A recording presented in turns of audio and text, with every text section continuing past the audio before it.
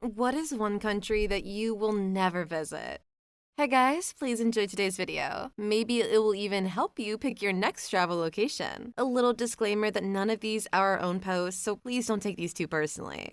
Story 1. The last time I saw this posted, it seemed like every woman in the world should avoid Egypt. Now here's some replies. When I was 16, my godmother and I were planning a trip to Egypt. Then I mentioned I was taking Italian classes at my high school, and that led us deciding to go to Italy instead. I remembered we landed in Rome, turned on the TV in our hotel room, and discovered that the 2011 Egyptian uprising was happening. Literally at that moment when we would have been there. My sister had a similar thing happen. She was deciding between Turkey, primarily Istanbul, and Bali, ultimately decided on Bali. While she and her friend were in Bali, there was a failed coup attempt in Turkey. I'm a woman and I visited Egypt in 2009. It was really amazing. I would not recommend visiting without being a part of a tour group or traveling with a man. Same. I visited in 2012 with a group tour and it was an incredible trip. But yeah, unfortunately one woman from our group was surrounded and groped on the street. One was led away on a camel during a tour and our guide had to pay a decent amount of money to get her back. It was wild. I don't think they'd call the trip incredible. I was telling this to my husband, but he won't listen to me. He says Egypt is one of the safer places. Don't take your daughters to Morocco, especially if they're very Western, white, red-headed, or blonde. That is, unless you're planning to sell them, as everyone will be offering to buy them. That's not a rumor, that's personal family experience from a year in Morocco. I knew someone who was interned from me for a project and then went to grad school in Egypt. She was a redhead. She was there during the Arab Spring and had to be evacuated from the country for safety. Fortunately, she was able to complete the program remotely, but it was a terrifying experience. She was messaging with me at the time and I asked if I thought it would just blow over. I told her that if government agents with military support come with a team to evacuate people, go with them. She did and never looked back. I'm so glad everything worked out for her, but it was a scary time. From Egypt, can confirm Cairo is the worst of all. I live in Alexandria, thankfully. Is it a cultural thing akin to blaming the victims in Saudi Arabia, or is it an issue of policing? Can confirm. Used to live in Egypt and would go to Cairo and Sharm el-Sheikh regularly. Biggest letdown for a country I've ever been to. There are enormous piles of garbage everywhere. Women are treated like prize cattle relentlessly. The Nile has at least 2 to 3 inches of standing garbage and sewage on the surface. When I looked at it, it made me wonder if I threw a lit match on top, if it would light the whole river on fire. The pollution is terrible. Worst traffic I've ever seen. Getting a cab in Cairo is one of the scariest experiences in my life. The pyramids is the biggest tourist trap and the people within the grounds are very aggressive. I saw a literal human poop on the sides of the pyramid. If you're white, especially American, you're a target, constantly harassed. Pickpocketers everywhere. Everyone seems desperate and friendliness comes with a price. If you go in a large group with an even number of men and women. You'll still be harassed, but not as vulnerable. Keep your belongings in front of you in a bag and keep your arms ready for any prying hands. If you're a woman, do not wear anything that is remotely revealing in any area along the Nile or Nile Delta. Seriously, it is that bad. If you're gay, be extremely careful. Egypt doesn't F around. The people within the grounds of the pyramids ruin the experience. Luxor is worth it and far less crowded. The best thing about Egypt is scuba diving. I'd recommend Sharm el-Sheikh and Dahab. There's some good coral up by the Taba border as well. Can't get harassed under the water and people are much more chill on the Red Sea coast. I saw literal humans poop on the sides of the pyramid. Hieroglyph of the modern man. One of my friends was red in Egypt. She traveled there with another female friend. She accepted the offer of a drink from a guy at a bar, and that was seen as consent, even by the police the next day when she tried to report it. That's terrible for your friend. From this thread, it seems like her existence would be seen as consent. I went there with my family, and suddenly my brother and I were instantly promoted to bodyguards. It was stupid, so we turned it into a running joke that all the males had to ask permission from our mom for even the dumbest crap. Like the waiter would ask me if I enjoyed the food, and I asked her if it was alright that I spoke to the man, and put out a sense of gratitude and deference to her great wisdom. I might go back one day just to experience diving in the Red Sea again, but they sure have a lot of growing up to do as a culture. Always feel sad seeing all the horror stories about Egypt. I'd absolutely never go, but there are a few Egyptians at my local football club who I played with, and they're genuinely 3 of the nicest guys I've ever met. Even they don't recommend going to Egypt and only go themselves because it's their old home. I always find it a real shame that they seem to be the outliers. Somebody that's from a country telling you not to visit that country should should tell you everything you need to know about that country. It's hell for women there. My entire trip was ruined by men trying to buy me constantly. No matter how much I covered up, these horrid men came at me. Never again, and no women should go there. Could I ask why? From what I remember, most of the thread was horror stories of women being groped in public, and in some cases nearly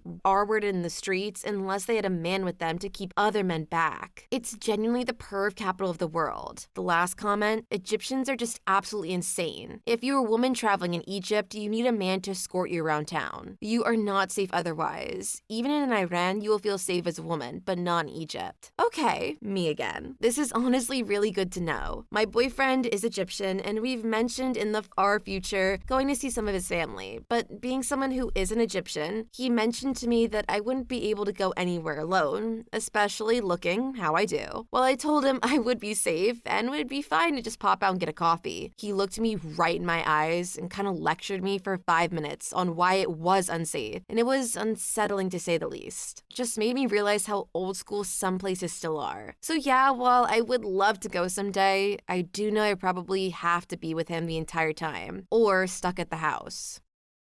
Story 2. I am from Burkina Faso, and well, apart from the rise in terrorism, I think most people here live quite well compared to some other places in Africa, even if they are in poverty. People have a great sense of community, and there's a lot of entertainment around the capital city. Very good theater shows, various festivals, museums. I know quite a few foreigners, Americans, Canadians, and French, who enjoy it here, and have decided to make it their home. None have died from any disease that I know yet, lol. Honestly, the climate is pretty hot here, but not humid. And I would think there are less ways of getting bad diseases here than in more humid places like Côte d'Ivoire. Honestly, I love my country, and it's a very cool place to live in if you find your people and have enough money. But just not going to the extreme north nor east and staying in big cities like Ouagadougou. One can have a very good time in Burkina Faso. Then people commented, why shouldn't someone go to the extreme north or east? Just curious. Would love to visit one day. I didn't need much in terms of vax to visit Ouaga aside from COVID and yellow fever, but I wouldn't want a summer home there regardless. My mother and sisters both did Goodwill science trips to Burkina Faso. They said the people were some of the nicest they've ever met, living in extreme poverty. My husband went to work a few years ago for work after visiting Liberia. He loved it compared to Liberia. Compared to Liberia, I agree. Monrovia is a cesspool. Outside of Ouaga, Burkina is naturally beautiful. North of the country lacks any real infrastructure and is extremely dangerous, but for the most part, the people were lovely. Story 3. Syria is such a bed of history cities that are ancient that I'd love to see for myself, but sadly, just wouldn't be safe, I think, for a long time. Then people commented, I'm from neighboring Lebanon. Most people who visit Syria from abroad come to Lebanon and cross this land border. I have heard it has become quite safe, especially in the areas around the capital and on the coastline, as easily depending on your nationality. I am replying to you from Damascus. It's safe right now, no real danger, but it's in such bad shape economically. No electricity, water, gas, petrol, nothing really but starvation. But hey, at least no more boom boom. I love Damascus, but haven't visited since 2006. Now all I can do is try to describe it how it was to my American friends, but be sad at never getting to really take them there ever, or at least with its former glory. I describe things like Souk Hamadia, the restaurants and hookah bars in Old Damascus, belly dance supply shops. My girlfriends love the idea that they're just shops full of stuff like that. The mountaintop with all the restaurants running along the edge of the windy road to the summit, and the mosques and churches everywhere with their green lights, open shawarma stalls, etc., that appeals to a foreigner's eyes. But hey, at least no more boom boom. That's such an abstract way to deal with something like this that I think it is unfathomable to most Westerners. How strong is the local government at this point? Can they even do anything at this point to rebuild? I'm so curious. Wow, I've never spoken to somebody from Syria. 99% of the world mourned for your beautiful country when it was being decimated during the last few years. I really hope you start to get some basic supplies to continue your existence and you get back to some sort of reasonable quality of life soon. Out of curiosity, how are you able to get on Reddit if you have issues with power and water? I'd imagine the internet would not be great there. Greetings, sympathy, and very best wishes from Scotland. It's sad to see that ISIS destroyed a lot of historical artifacts and locations. As a person with an interest in history, and specifically the history of the Middle East, this totally breaks my heart. It's very unfortunate that so much of infighting between countries has ruined so much amazing history and culture that has existed for centuries before us. So many civilizations have lost a big part of who they are as a people because of either terrorist or invading countries.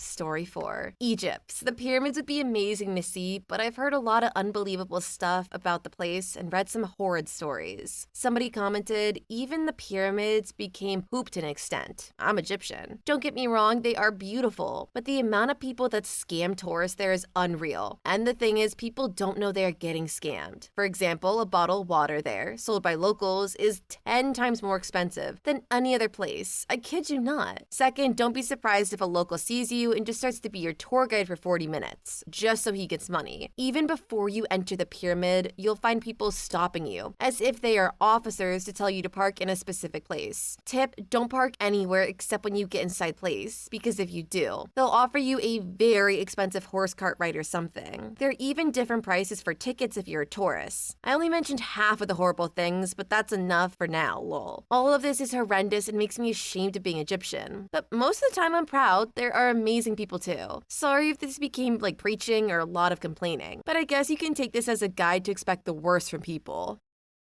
Story 5. Myanmar. Spent my pre-adolescence there during the previous rule of the junta, when Suu was in house arrest. I cannot begin to explain the fear that was present in everyday life there then. My father had to be a young gun for some pretty run-of-the-mill corporate work and was nonetheless always on alert. As a 10, 11, 12-year-old, I was not allowed to answer telephones, lest I reveal something that might seem problematic to the administration. Even in an atmosphere where you are on the brink of rubbing law enforcement the wrong way, my most memorable moments were brushes with the younger adult neighbors in our apartment who were running an illegal computer training center. I cannot imagine their lives now, suspended in constant agitation. Somebody commented, there's an Instagram page called What's Happening in Myanmar, which I followed after a friend who grew up there shared it. I really had no idea the extent of the atrocities still occurring. I have a neighbor who comes from Myanmar. She still calls it Burma. She said, my family sent me away when there was an uprising. We saw men running through the streets with a man's head on the end of a machete. That was pretty sobering for me. I never want to minimize what one country goes through compared to another, because all problems are valid and shouldn't be dismissed because of the comparison. But I do sometimes feel ignorant after reading stuff like this and thinking my own problems are the end of the world. I think a lot of us are a lot more fortunate than we think we are, and it's not until you read stuff like this that really puts all of that into perspective.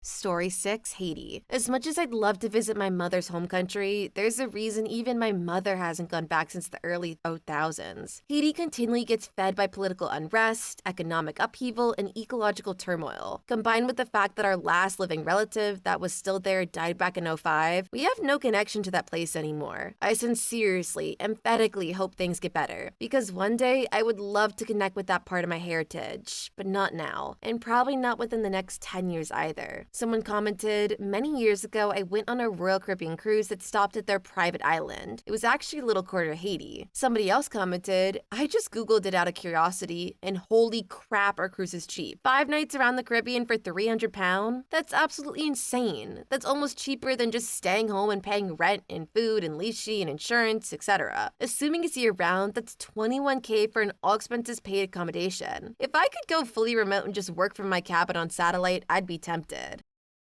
Story 7. I'll never go back to Switzerland. It's pretty, I just can't afford to breathe there. Here's some comments from under that post. Even talking about Switzerland feels expensive. I don't think we can afford this conversation. I want to go there, but yeah, she'll be pricey. Fun fact, Swiss people border shop to get groceries because it's cheaper. Well, not to Liechtenstein, which is like Switzerland.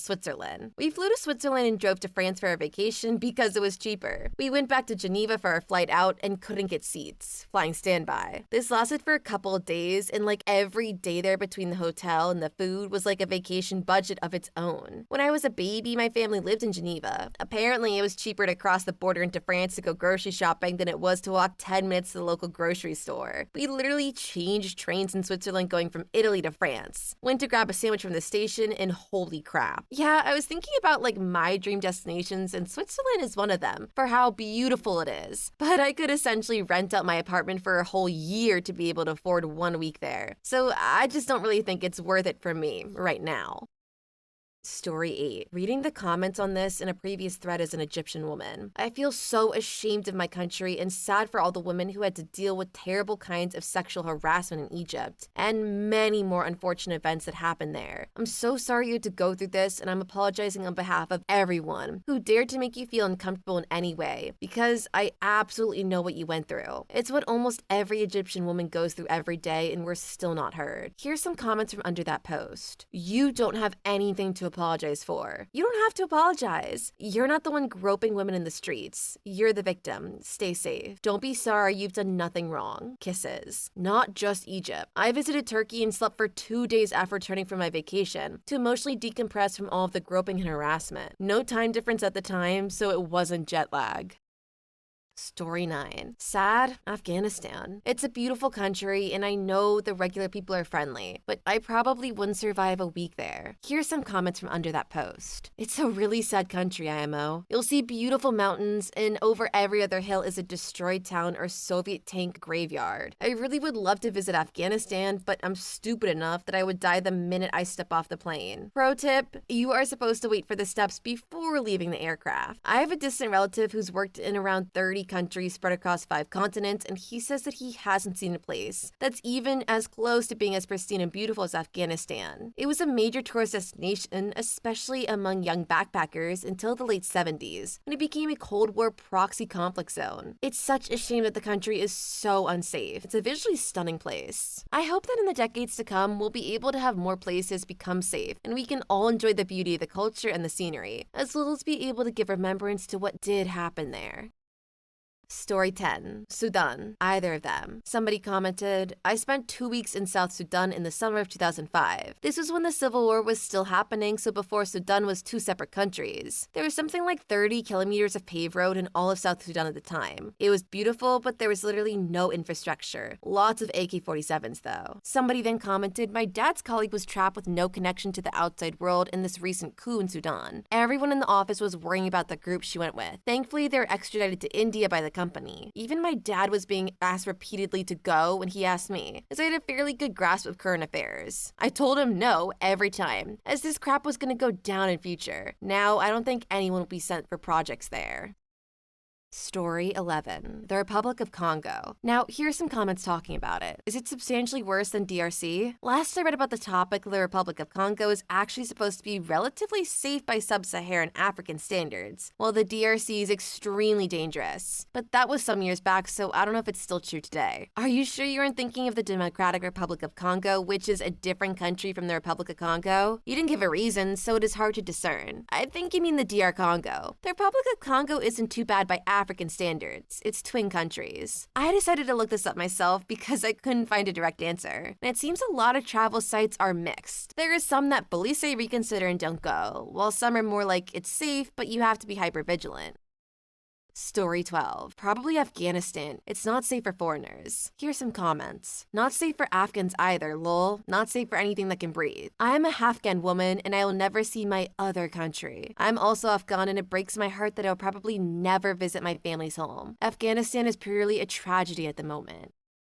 Story 13. I live in Venezuela, and if I manage to leave Venezuela, I won't come to visit. Somebody commented, my good friend is Venezuelan. He left in 2014. Get a few drinks in him and he starts ranting about how much he hated it.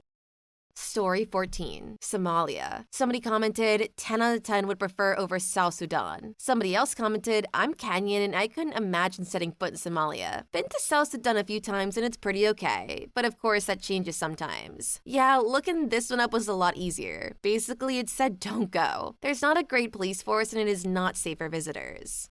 Story 15. Anywhere where you can go to jail or be forced to disappear for criticizing their government, which is a lot of places. Story 16. North IKEA. Someone commented, I always knew the northern part of IKEA was sketchy. Story 17. Liberia, hands down. Story 18. I'm poor, so probably most of them. Please leave your story in the comments. I would love to make a video on them in the future. Also, don't forget to like and subscribe.